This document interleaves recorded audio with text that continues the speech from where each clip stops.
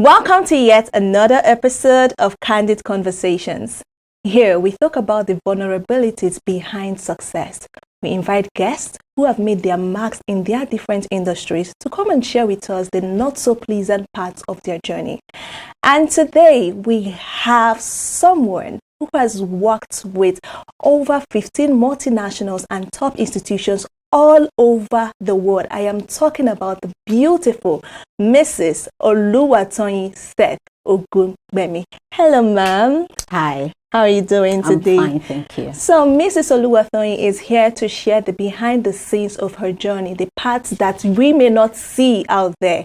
And trust me, you want to listen to this. So, all you have to do is sit back, relax, take a cup of coffee, and we will be right back. The thing with failure is it just reduces you in that moment and you feel like there's nothing else you can get right. Sometimes when you try to figure everything out at the same time, it does not really work. At those earlier stages, when you apply for those things and it doesn't work out, it feels like as if it's the end of the world. Your foundation helps in where you eventually land.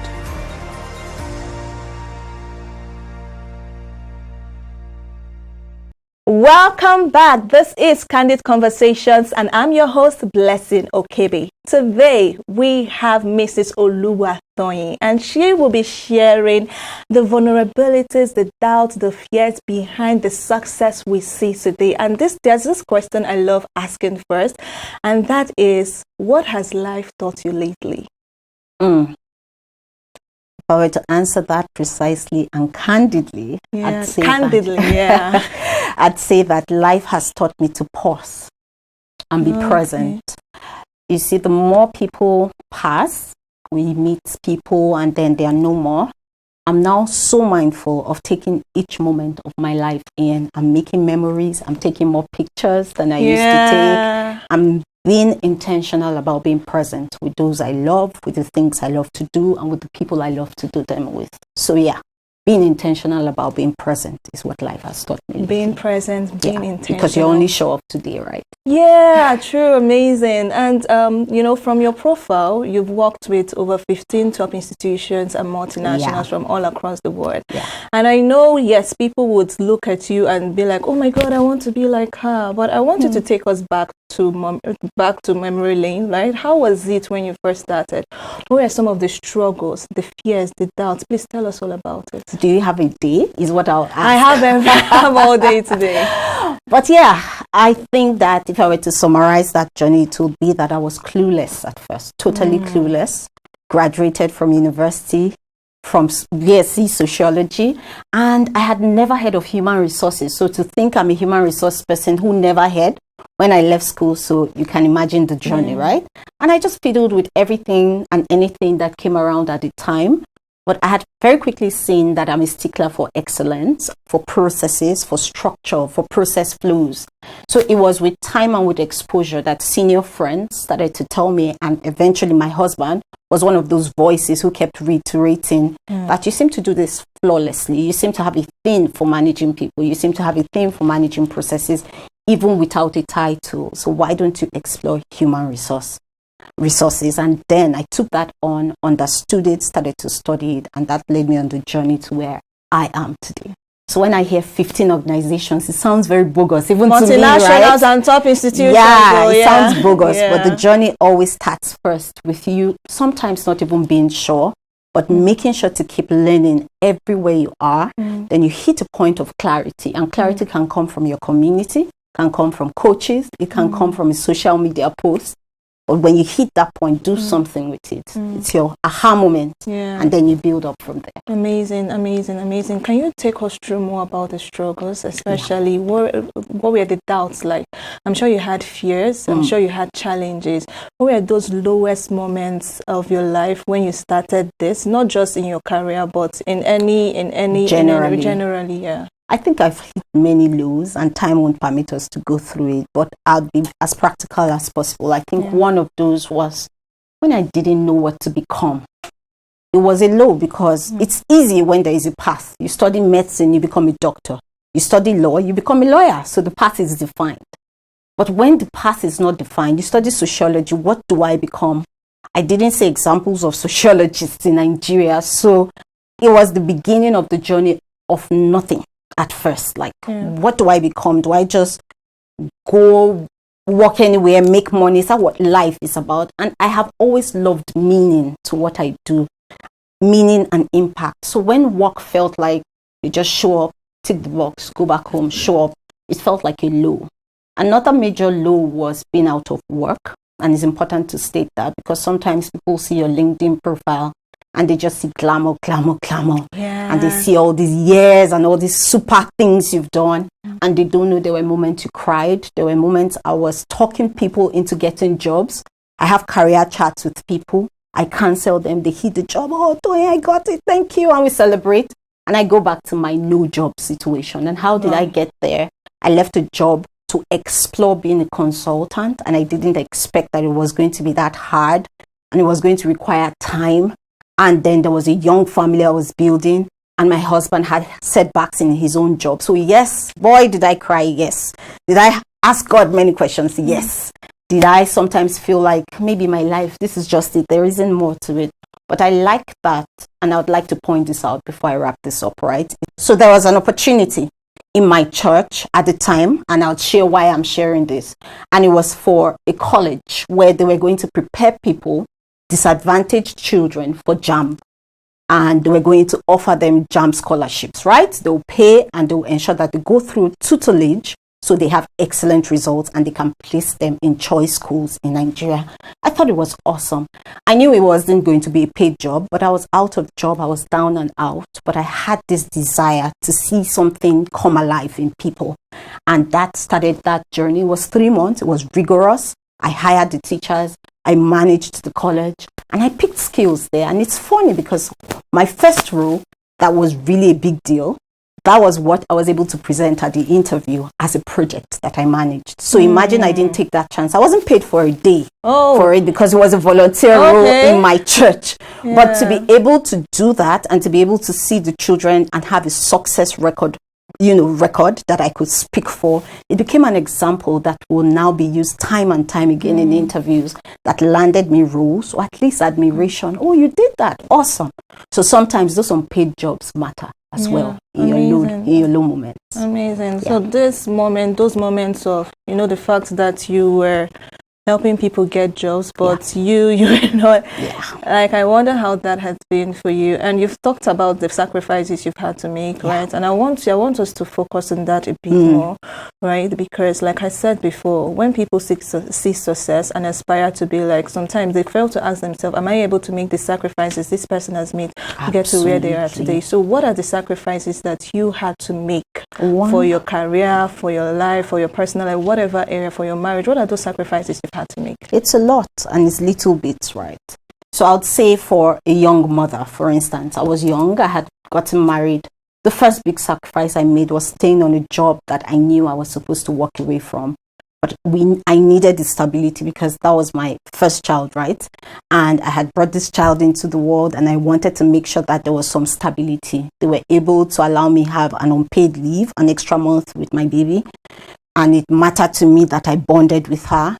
There were concessions because they already knew me. So I told myself, okay, let me just add another 2 years so that my baby is already talking and walking and can tell me when somebody does something to them in crèche before I take them to crèche. So that was a sacrifice, because I look back sometimes and think if I made that shift then, I might have built my trajectory faster than I did. Another random instance of a sacrifice or a sacrificial moment was to be excellent in the workplace and to be the excellent mother. Sometimes women want to have it all, and we delude ourselves that we can have it all at once. I think we delude ourselves because something has to suffer.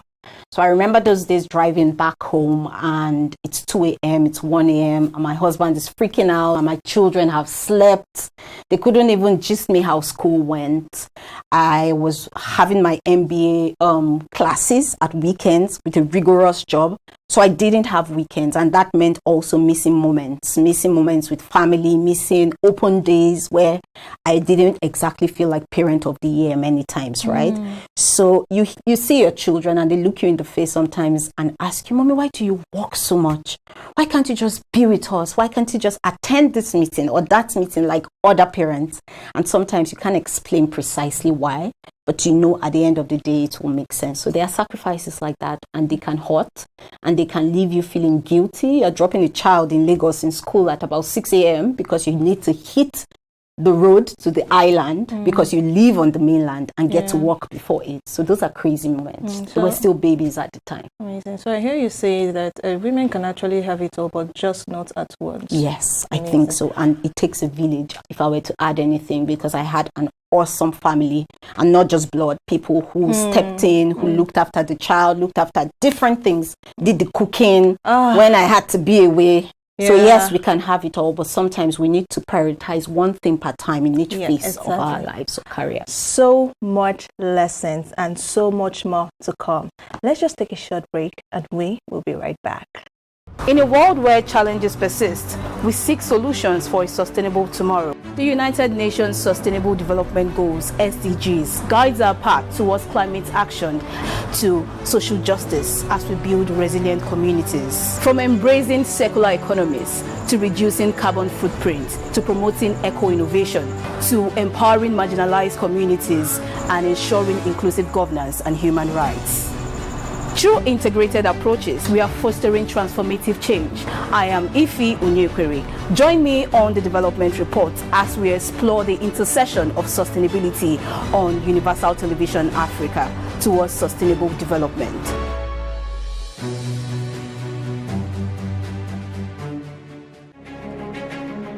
Hello, amazing people.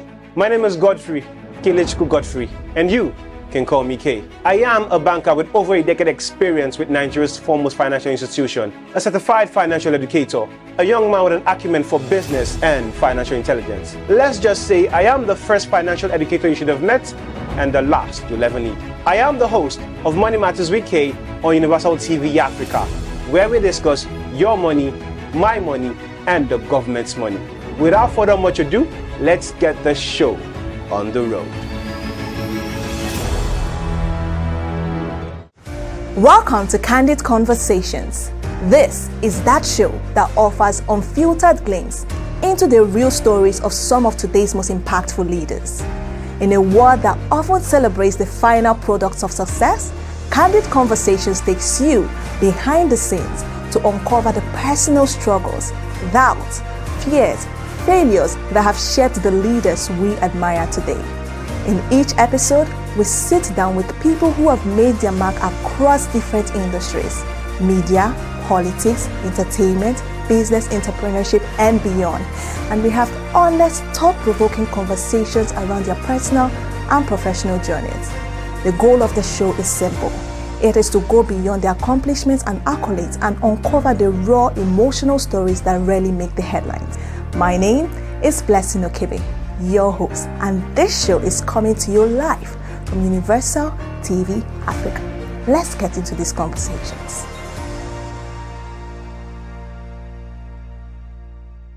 All right, welcome back. This is still Candid Conversations, and today we are with the beautiful Mrs. Oluwatoyin. We've talked a lot about the doubts, the fears, the challenges that has preceded your journey, right, to who you are today. And now I want us to go towards the corporate side a little bit.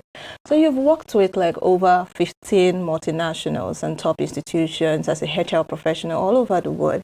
And one thing that we know, anybody knows, is that this multinationals, top institutions, they come with politics, right? They come with it's not easy, right? And especially as a woman in leadership, what were some of the challenges? How did you handle the pressure, especially as a woman? I had to add that as a woman because I know you understand what I'm saying.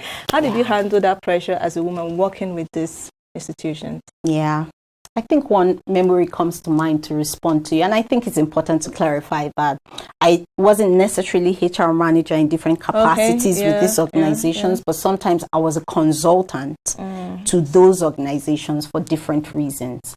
But for organizations where I worked as talent lead or HR manager, there were times, I remember one situation where I was the only lady in the senior management team, and then you feel like, okay, my voice still has to be heard, and you want to put your head up high. I think it's a mix of things. I think it's a mix of methods. When you want to talk about politics in the workplace, I think you need to be attentive. I think you need to be empathetic, but I think you also need to be forceful and assertive. And I say that because sometimes it's okay to be quiet, and sometimes it's okay to put your voice out there and say, this is what it has to be, and back it up with data. So what I tell people, and I tell younger ladies when they ask me, is always do the homework, do the work, know the work. Don't be hired to the role and be second guessing yourself every step of the way. Everything that makes you second guess yourself, go put in the work to understand it. So there's no vulnerable moment when you are standing before decision makers. What they want to hear is, how does this translate into making us look better, bringing us more money, bringing us more business? So don't go there and play emotional theatrics. No, you show up there with data, with reports, with facts that moves them from this place to this place. And we have the capacity to do it if we just put in the work and take some time to be all that we need to be. So when we show up in those rooms, regardless of the number of male to women, regardless of the age, you show up and they listen. You show and up. regardless of your stature, because I have a small stature. You just had to mention that. That tends to work against me sometimes until I open my mouth. Right? Amazing. Now, talking about failure, I'm sure there are different times when you failed in your career. And I want you to take us back to that moment when you failed so much that you thought you were never going to move on. What was that moment like? Tell us about the moment and tell us how it was like. Now I'm scanning my brain for that real moment because I tend not to be one who feels that failure is final. But I've had moments where I've felt like that. I think during my MBA, I had failed one of my important tests. And I remember going to my family and saying, I'm done. I'm not doing this. It's my money. Like we would say in Nigeria, I paid for the MBA. So you can't tell me that on top of what I paid for, you will fail me. I had a meltdown. And then I stopped and I asked myself, why did I start to do this in the first place? I need to do this because there's a certain place I see myself that this allows me presence in the room. So the purpose has to be what motivates you when all the chips are down. Because I wasn't very used to failing. I get things, I like I said, I put in the work and I get things done. So to be in a situation where I felt small, I felt like you failed, like I actually failed. That was the result. Failed. Nothing had been that much in my face. I think if I had to go back as a younger girl, math was another thing that gave me that feeling of second guessing myself. I was not a math guru. And so I grew up always worried about numbers. Any job, in fact, in HR, when I see payroll and numbers, I get dizzy. I'm like, no, not again. Math has followed me here. But you see, I had to learn it. I had to understand it because I didn't want a vulnerable gap of sorts in my experience that makes me small. Because the thing with failure is it just reduces you in that moment and you feel like there's nothing else you can get right.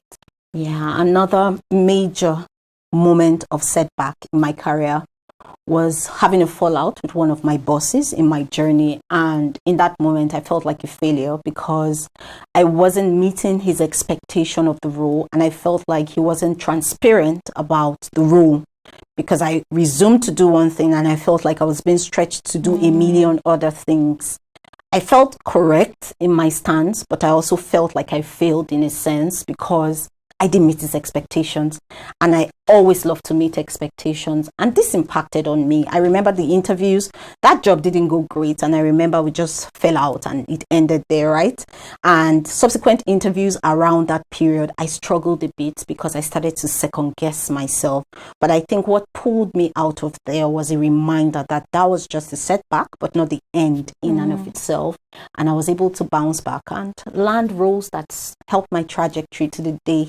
And I think we fixed that relationship as well and admitted that we were both under pressure. And that impacted on how we reacted in that situation. So all good now that I look back. And I'm really glad you shared that because especially for people, women, men that have more, that are so focused, that really want to put the best in their job, wherever they find themselves in. They find themselves sometimes struggling to meet expectations, whether it's parental expectations, your boss's expectations. And I'm glad that you shared that story, because some people will be like, okay, all right, and we're able to handle that. So thank you once again for saying that. So ladies and gentlemen, there's so much stories to tell. As you can see, despite the successes, despite the accomplishments, there were stories of doubt, of failures, and of challenges. And we need more voices telling these vulnerable stories. And this is why Candid Conversation is here. Thank you so much, ma'am, for gracing us with your presence. Thank you so much for having me. Blessing. Amazing. So before I let you go, we usually have a signature game we play with our guests on the show. Okay. I have a list of 10 questions or things you have to do, and you just have to pick one. I'll tell you what it is, and then you either answer the question or you do what the number says. Right. Okay, I'll take 5. Okay. If your life were to be a movie, what would the title be? A Continuous Journey. That was easy. Okay, so a continuous journey. Amazing. Yeah. Thank you so much once again. It was so beautiful learning and being inspired by your journey. I'm sure that is the same case for people listening who have listened to you on this show. Thank you so much. All right, ladies and gentlemen, you've heard the inspiring, vulnerable story of Mrs. Oluwa Toyin. Thank you so much, ma'am. It has been a pleasure being inspired by your struggles, your doubts, and your challenges. Thank you so much. Thank you so much for having me, Blessing. You're a delightful moderator as well. It's been nice being here. Thank you. Amazing. So, ladies and gentlemen, this is Candid Conversations with Blessing OKEBE. And of course, I will catch you in the next episode. Bye for now.